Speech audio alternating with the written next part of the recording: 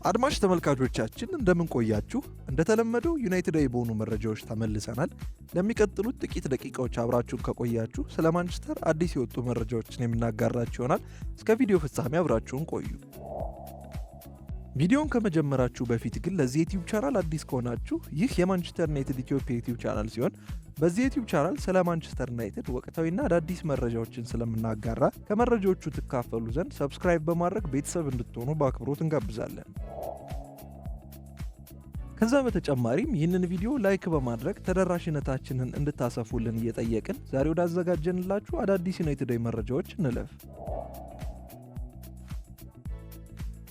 ማንቸስተር ዩናይትድ የቼልሲ ኢላማ የሆነውን ሊያም ዴላፕን ከኢፕስዊች ታውን ለማስፈረም የውስጥ ድርድር እያደረጉ መሆኑ ተገለጸ። ዩናይትዶች የአጥቂ መስመራቸውን ማጠናከርና ለሩበን አሞሪም ሲስተም ተስማሚ የሆነ አጥቂ ማምጣት ይፈልጋሉ።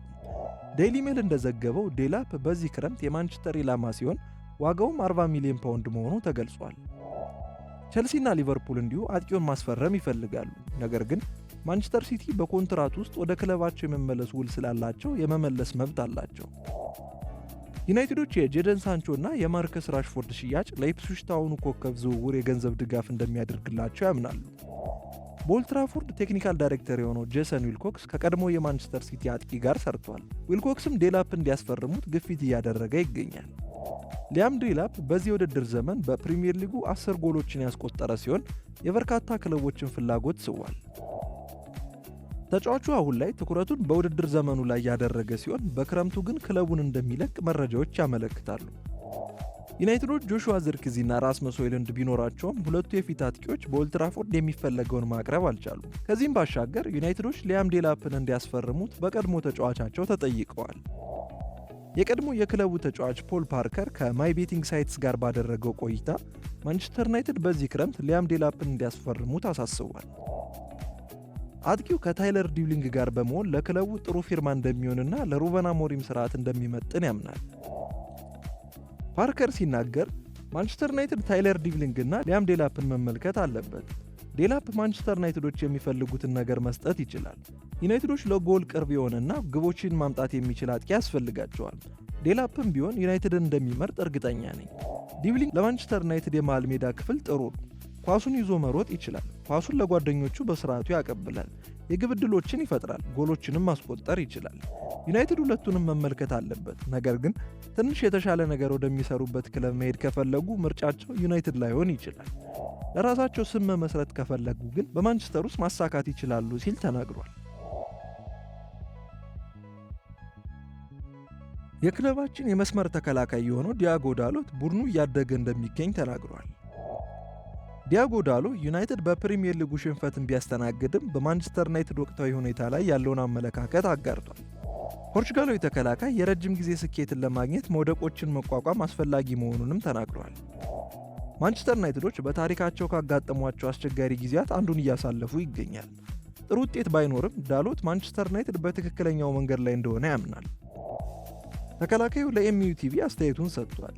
ዲያጎ ዳሎ ሲናገር ለወደፊቱ ተወዳዳሪ ለመሆን ከፈለግን እንደዚህ አይነት የጨዋታ ባህሪ ማሳየት መጀመር አለብን። አሁን ቡድኑ እያሳየ ያለው አጨዋወት በጣም ጥሩ ነው። እየተሻሻልን እንገኛለን። ከአሞሪም ሲስተም ጋር መላመድ ከቻልን ውጤቱ ቀስ እያለ ይመጣል ብዬ አስባለሁ። ለፕሪሚየር ሊግና ለሌሎቹ ዋንጫዎች መፎካከር ከፈለግን የራሳችንን ያጨዋወት ባህል ይዘን መቆየት ይኖርብናል። የራሳችንን ያጨዋወት ስርዓት መፍጠር መጀመር አለብን። ወጥነት ያለው ለመሆን መሞከር አለብን። ከዚያም ውጤቱ በራሱ ይመጣል ብዬ አስባለሁ ሲል ተናግሯል። ዲያጎ ዳሎ አክሎም አሁንም በዚህ ዓመት ትንሽ እየተሰቃየን ነው። ነገር ግን ከዚህ ሁኔታ ለመውጣት ከመሞከርና ለመሻሻል ካለን ፍላጎት አንጻር በትክክለኛው መንገድ ላይ ነን ብዬ አስባለሁ። ይህ ቡድን ለረጅም ዓመት በተለያዩ አሰልጣኞች ስር የተለያየ አጨዋወት ስርዓት ነበረው። የሚያሳዝነው ሁሉም ከኛ ጋር ስላልቆዩ ሁሌም አዲስ ነገር እንድንሞክር ተገደናል። የአሞሪም ስርዓት ትንሽ የተለየ ይመስላል። አሁን ላይ የእርሱን የጨዋታ ስርዓት እየተገበርን እንደሆነ በሜዳ ላይ እየተመለከታችሁ ነው በማለት ሐሳቡን ገልጿል። የማንቸስተር ዩናይትድ የክረምት የዝውውር ዕቅድ ይፋ ሆኗል። የማንቸስተር ዩናይትድ ቡድን በክረምት የዝውውር መስኮት ጉልህ የሆነ የቡድን ግንባታ ማካሄድን ይፈልጋል። ዩናይትዶች በክረምቱ የዝውውር ገበያ ላይ በቡድኑ ውስጥ በርካታ ቁልፍ ቦታዎችን ለማጠናከር በማሰብ ከወዲሁ እየተዘጋጁ ይገኛል። ክለቡ ቅድሚያ የሚሰጠው ነገር አጥቂ ማስፈረም ሲሆን በዋና እጩነት ቪክተር ኦሲማን እና ሊያም ዴላፕ ይገኙበታል። ከዛ በተጨማሪም የመሃል አማካኝ፣ የአጥቂ አማካኝና 2 የመሃል ተከላካዮችን በመጨመር ቡድኑን ማጠናከር ይፈልጋሉ። ቡድኑ በፕሪሚየር ሊጉ ያሳየውን ደካማ ብቃት ተከትሎ በክረምቱ ትልቅ የመልሶ ግንባታ ይጠበቃል። ዩናይትድ በዚህ ውድድር ዘመን ከሻምፒዮንስ ሊግ የደረጃ ቦታዎች ርቆ የሚገኝ ሲሆን ለአውሮፓ ውድድር መብቃታቸው ስጋት ላይ ወድቋል። ቦርዱ የአውሮፓ ዋንጫን አሸንፎ በቀጣይ ዓመት በሻምፒዮንስ ሊግ ለመገኘትና ትላልቅ ፈራሚዎችን ለማግኘት ይፈልጋል። የሻምፒዮንስ ሊግ ቦታ ማግኘት በቡድኑ ውስጥ ተጫዋቾችን ለመሳብ ጥሩ መንገድ ነው ብለውም ያምናሉ። ሩበን አሞሪም ታዲያ የማንቸስተር ዩናይትድን ቡድን መልሶ የመገንባት ዓላማ አለ። የክለቡ ኢኮኖሚያዊ ሁኔታ ጠቃሚ እርምጃዎችን ለመውሰድ ከባድ ቢሆንም በቦርዱ ውስጥ አሁንም የተጫዋቾች ሽያጭን በመፈጸም የገንዘብ ድጋፍ ለማግኘት እያሰቡ ይገኛል። እንደ ኮቢ ሜይኑና አሊያንድሮ ጋርናቾ ያሉ ቁልፍ ተጫዋቾችን በክረምት ለመሸጥም ዝግጁ ናቸው እየተባለ ይገኛል። እንደ ጊቭሚ ስፖርት ዘገባ ከሆነ የዩናይትድ ሥራ አስፈጻሚዎች ትልቅ የዝውውር እቅድ አውጥተው እየሰሩ ሲሆን በአሁኑ ሰዓት የናፖሊ ንብረት የሆነውን ኦሲሜንን ማግኘት ትልቁ እቅዳቸው ነው። በተጨማሪ መሃል ሜዳውን መልሶ ለመገንባት አቅም ያለውና የፈጠራ ችሎታ ያለውን የአጥቂ አማካይ በመፈለግ የመሃል ሜዳውን ከፍ ለማድረግ ወሳኝ ዓላማዎች አሏቸው ተብሎ ሩበን አሞሪም በአካል ብቃት ጉዳዮች ምክንያት የሚወዳቸውን ተጫዋቾች ለመሸጥ ይገደዳል ተባለ። የማንቸስተር ዩናይትድ አለቃ ሩበን አሞሪም በዚህ ክረምት ከባድ ለውጦችን ለማድረግ ተዘጋጅቷል። አሰልጣኙ ኮቢ ሜይኑ በ3-4-2-1 ፎርሜሽን ለመጫወት የሚፈልገውን የአካል ብቃት ማግኘት ባለመቻሉ በዚህ ክረምት ማንቸስተር ዩናይትድ እንዲሸጠው ሳይወድም ቢሆን ለመቀበል ይገደዳል ተብሏል። አሞሪም በህዳር ወር ከኤሪክ ቴን ሃግ ስልጣኑን ከተረከበ በኋላ በማንቸስተር ዩናይትድ ቀላል ጉዞ አልጠበቀውም። ዩናይትድን ወደ አውሮፓ ሊግ ሩብ ፍጻሜ ቢያሳልፍምና ውድድሩን ለማሸነፍ ግምት ቢሰጠውም በፕሪሚየር ሊጉ ያላቸው አቋም በጣም ወጥነት የጎደለው ነው። በውድድር ዘመኑ በተከታታይ ድሎችን ማስመዝገብ አልቻሉም። አሞሪም በክለቡ ላይ የራሱን አሻራ ለማሳረፍና ራሱ በሚፈልገው ፎርሜሽን ውስጥ ቡድንን ለመስራት ምቹ የሆኑ የተጫዋቾች ስብስብ ለማምጣት በዚህ ክረምት ትልቅ የተጫዋቾች ዝውውር ይጠበቃል። ነገር ግን ሁሉም የሚወሰነው ከክለቡ በሚወጡ ተጫዋቾች የዝውውር ዋጋ ላይ ነው። ተከታታይ እየወጡ ያሉ ዘገባዎች እንደሚያሳዩት ሜይኑ በአሞሪም ስር ለመጫወት የሚያስፈልገው ነገር ስለሌለው ዩናይትዶች ለመሸጥ እየተዘጋጁ ነው ሲል ገልጸዋል። እንግሊዛዊ ኮከብ በአሁኑ ሰዓት ከክለቡ ጋር በአዲስ ኮንትራት ድርድር ላይ ሲሆን የ19 ዓመቱ ወጣት በሳምንት 150,000 ፓውንድ ክፍያ ጠይቋል። ዩናይትዶች በበኩላቸው የጠየቀውን ዋጋ ለመክፈል ፈቃደኞች አይደሉም። ሁለቱም የአካዳሚ ፍሬዎች ሜይኑና አሊያንድሮ ጋርናቾ የዩናይትድ ሰዎች ገንዘብ ለማግኘት በዚህ ክረምት ትልቅ አማራጭ አድርገው ይመለከቷቸዋል። ከሁለቱ ተጫዋቾች በአስራዎቹ መጨረሻ ዕድሜ ውስጥ የሚገኘው አማካኝ የባሰ የመልቀቅ ዕድል ይኖረዋል። አሞሪም የመሃል ሜዳ ተጫዋቹ ትልቅ ደጋፊ አይደለም የተባለ ሲሆን ሜይኑ በአሞሪም ስርዓት ውስጥ ስኬታማ ለመሆን የአካል ብቃት ደረጃ እንዳለው አላሳመነም ተብሏል። በዚህም ምክንያት ዩናይትድ ወደ 70 ሚሊዮን ፓውንድ ለሚጠጋ ጥያቄ መልስ ይሰጣል ተብሎ ይጠበቃል። የመዳረሻ ክለቡን በተመለከተ ሜይኑ የቼልሲ ዋና ኢላማ ነው። ምናልባት ወደ ምዕራብ ለንደን ሊሄድ ይችላል። ተጫዋቹ በክረምቱ ከሚለቁት 10 ተጫዋቾች አንዱ መሆኑ አሁን ላይ እርግጥ እየሆነ መጥቷል ተብሏል። የሚኬል አርቴታው አርሰናል የአጥቂ መስመሩን ለማጠናከር በሚቀጥለው ክረምት አይኑን በዩናይትዱ ተጫዋች አንቶኒ ላይ ማድረጉ ተገለጸ። አንቶኒ ከጥር ጀምሮ በሪያል ቤቲስ ጥሩ ጊዜ እያሳለፈ ሲሆን በአያክስ የነበረውን ብቃት በድጋሚ ማግኘቱ በታላላቅ ክለቦች ሳይስተዋል አልቀረም። ከፈላጊዎቹ መካከል አርሰናል ይገኙበታል። መድፈኞቹ በሚቀጥለው ክረምት ፊት መስመራቸውን ለማጠናከር ቅድሚያ ከሚሰጧቸው ተጫዋቾች ውስጥ አንዱ ብራዚላዊው አንቶኒ ሲሆን ተጫዋቹ ከማንቸስተር ዩናይትድ በውሰት በላሊጋው ጥራቱን አሳይቷል። ይህም የበርካታ ቡድኖችን ፍላጎት ቀስቅሷል። የአንቶኒን ፊርማ ለማግኘት አሁን ከሚገኝበት ቤቲስ በተጨማሪም አትሌቲኮ ማድሪድም ተጫዋቹን ለማስፈረም ይፈልጋሉ። ደቡብ አሜሪካዊ የፊት መስመር ተጫዋች በአረንጓዴና ነጭ ለባሾቹ ክለብ ውስጥ እያሳየ ያለው ምርጥ አቋም በኦልድ ትራፎርድ ካሳለፈው ጊዜ እጅግ የላቀ ደረጃን አሳይቷል። የአንቶኒ ብቃት በማኑኤል ፔሌግሪኒ ቡድን ውስጥ ትልቅ ሚና ያለው ሲሆን ይህም የአንዳሉሺያው ቡድን ቁልፍ ሰው እንዲሆን አድርጎታል። ሆኖም ቤቲስ አንቶኒን በቋሚነት የማቆየት ተስፋው የደበዘዘ ይመስላል። አንቶኒን ለማስፈረም ከፍተኛ የገንዘብ አቅም ካላቸው ክለቦች ጋር የሚያደርጉት ፉክክር የተወሳሰበ ነው። ማንቸስተር ዩናይትዶች አንቶኒ በስፔን ያለውን ተጽዕኖ ስለተረዱ በመጪው ዝውውር መስኮት ከፊርማው ጥሩ ዋጋ እንደሚያገኙ ተማምነዋል። አርሰናል ለተጫዋቹ ጠንከር ያለ ጥያቄ ለማቅረብ ተዘጋጅቷል። ሪያል ቤቲስም በበኩሉ እርሱን ለማስቀጠል የሚያደርገውን ጥረት ጥያቄ በማቅረብ ለማስቀጠል ይፈልጋል። ሚኬል አርቴታ የአንቶኒ አጨዋወት በለንደኑ ቡድን ካለው ያጨዋወት ዘይቤ ጋር በትክክል እንደሚስማማ ያመነ ሲሆን ግዢውም እንዲጠናቀቅ ይፈልጋል።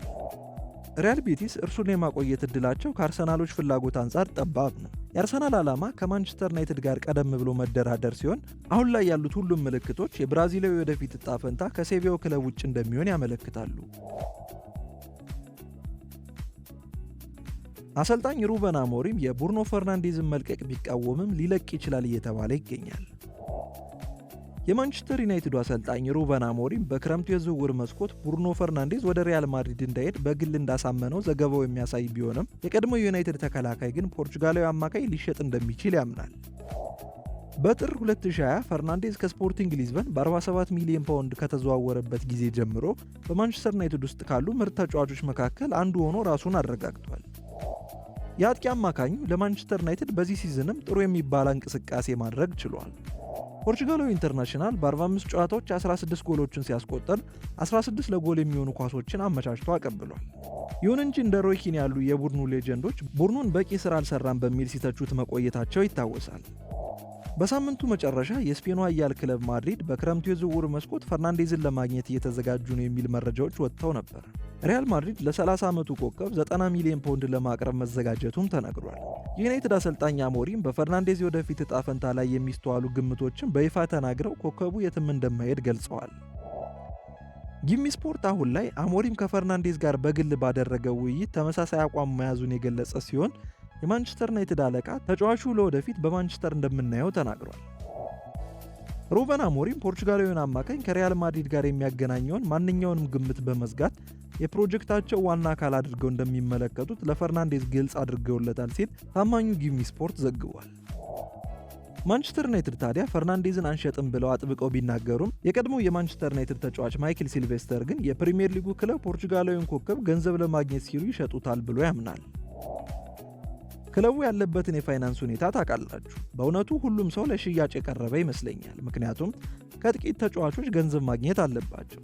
ምንም እንኳን በዚህ የውድድር ዘመን ብቸኛው የቡድኑ ኮከብ ቢሆንም ዩናይትድ ለሽያጩ በሩን ይከፍታል ብዬ አስባለሁ። ጉዳዩ የፋይናንስ ሁኔታ ነው። አንድ ትልቅ ዋጋ ማግኘት ከቻሉ ለመልቀቅ ይገደዳሉ ሲል ተናግሯል። በሌላ በኩል የቀድሞው የማንቸስተር ዩናይትድ አሰልጣኝ ሬኔ ሜይሉኒስተን ክለቡ ፈርናንዴዝን እንዳይሸጥ አሳስቧል። ወሬውን ሰምተናል። ሪያል ማድሪድ ሊፈልገው እንደሚችል ግልጽ ነው። ይህም ማየት የሚቻል ነገር ነው። ሉካ ሞድሪች ዕድሜው እየጨመረ በመምጣቱና በዚያ ቡድን ውስጥ ብሩኖ ፈርናንዴዝን ተተኪ ለማድረግ መፈለጋቸው አያስደንቅም። ቡድኑ ለማንቸስተር ዩናይትድ በጣም ቁርጠኛ ነው ብዬ አስባለሁ። እርሱን ማጣት በጣም ከባድ ነው። ቡድኑን ብዙ አቅም ያሳጠዋል። ያለ ቡድኑ ይሄ ቡድን ምን እንደሚሆን ማሰብ አልችልም። ቡድኑ ፈርናንዴዝ ሳይለቅ በሁሉም አካባቢዎች መጠናከር አለበት እላለሁ ሲል ሐሳቡን ገልጿል። ፋብሪዚዮ ሮማኖ በቪክተር ኦሲመን ጉዳይ አዲስ መረጃን አጋርቷል። ፋብሪዚዮ ሮማኖ በጊሚ ስፖርት የዝውውር አምዱ ላይ ማንቸስተር ዩናይትድ በክረምቱ የዝውውር መስኮት ላይ ቪክተር ኦሲመንን ለማስፈረም በአጥቂ እጩዎች ዝርዝር ውስጥ እንዳስገቡት ገልጿል። ምንም እንኳን በክለቡ ስላለው የወደፊት ዕድል አፋጣኝ መረጃ ባይኖርም ናይጄሪያዊ አጥቂ ወደ ኦልድ ትራፎርድ የሚሄድ መሆኑን ለማወቅ እስከ ዓመቱ መጨረሻ ድረስ መጠበቅ ይኖርባቸዋል ብሏል። በዚህ ውድድር ዘመን የዩናይትድ የጎል እጦት ሚስጥር አይደለም። በፕሪሚየር ሊግ ካደረጓቸው 30 ጨዋታዎች ውስጥ በ11ዱ ጨዋታ ጎል ማስቆጠር ተስኗቸው ወጥተዋል። ዩናይትዶች በፕሪሚየር ሊጉ ከመቼውም ጊዜ በበለጠ አስከፊ ጊዜ እያሳለፉ ሲሆን ባለፈው የውድድር ዓመት በኤሪክ ቴን ሃግ መሪነት ከነበረው ጊዜ ከፋ እየሆነ ነው። ሮማኖ እንዳረጋገጠው ናይጄሪያዊ አጥቂ ወደ ማንቸስተር ከመምጣቱ በፊት ዓመቱን በጋላታ ሰራይ ለማጠናቀቅ ይፈልጋል። አሁን ላይ ሩበን አሞሪም ቡድናቸውን ለማጠናከር የክረምቱን ወቅት እየተጠባበቁ ነው። ዩናይትዶች ለመልሶ ግንባታው እስከ 10 የሚደርሱ ተጫዋቾችን ሊለቁ እንደሚችሉ የሚገልጹ ዘገባዎች መውጣታቸው ይታወሳል። ቪክተር ኦሲመን ከዩናይትድ ጋር ለረጅም ጊዜ ሲያያዝ የቆየ ስም ነው። ነገር ግን በክረምቱ የዝውውር መስኮት በናፖሊ ከተገለለ በኋላ በውሰት ወደ ጋላታ ሰራይ አምርቶ ጥሩ ጊዜ እያሳለፈ ይገኛል። ቪክተር ኦሲሜን በቱርክ ጥሩ አቋሙን እያሳየ ነው። ሮማኖ ታዲያ ኦሲሜን በዩናይትድ እጩዎች ዝርዝር ውስጥ ካሉት ስሞች አንዱ እንደሆነ የገለጸ ሲሆን ለጊዜው ግን ምንም ተጨባጭ ንግግሮች አለመኖራቸውን ተናግሯል። ዩናይትድ አሁንም የክረምት ዝውውር በጀታቸው ምን ያህል እንደሚሆን እርግጠኛ አይደሉም ሲል ሮማኖ በጊሚ ስፖርት የዝውውር አምዱ ላይ ጽፏል። ዩናይትዶች ለአጥቂው ምን ያህል ገንዘብ ማውጣት እንደሚችሉ ለማወቅ ገና ከውሳኔ አልደረሱም። ኦሲሜን ግን ከደሞዙና ከግዢው ዋጋ አንጻር በጣም ውድ ሊሆን ይችላል እየተባለ ይገኛል። አድማጭ ተመልካቾቻችን ለዛሬ ያዘጋጀንላችሁ ዩናይትዳዊ መረጃዎች እኚህን ይመስሉ ነበር። በቀጣይ የመረጃ ጊዜዎቻችን እስክንገናኝ ድረስ ለዚህ ዩቲዩብ ቻናል አዲስ ከሆናችሁ ሰብስክራይብ በማድረግ ቤተሰብ እንድትሆኑ በአክብሮት እንጋብዛለን። ከዛ በተጨማሪም ይህንን ቪዲዮ እስከዚህ ድረስ የተመለከታችሁ ላይክ በማድረግ ተደራሽነታችንን እንድታሰፉልን እየጠየቅን በቀጣይ ቪዲዮ እስከምንገናኝ ድረስ መልካም ጊዜ፣ መልካም ቆይታ።